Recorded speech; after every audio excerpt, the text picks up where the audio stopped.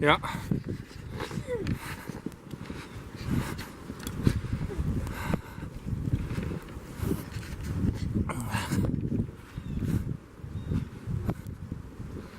Look at my truck, y'all.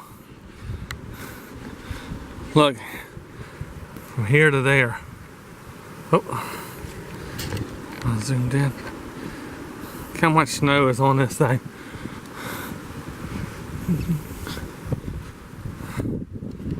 There's my truck. I got to dig out this morning. We covered up the chicken coop. Woo! Man, it's brutal out here.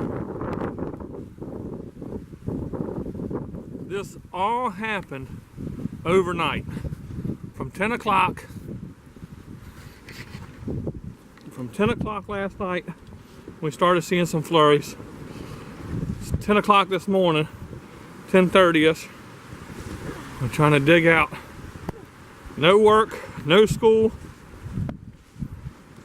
This snow around here shuts down the town. People don't know how to deal with snow. So, I want to see if we can get through some of this. See y'all later.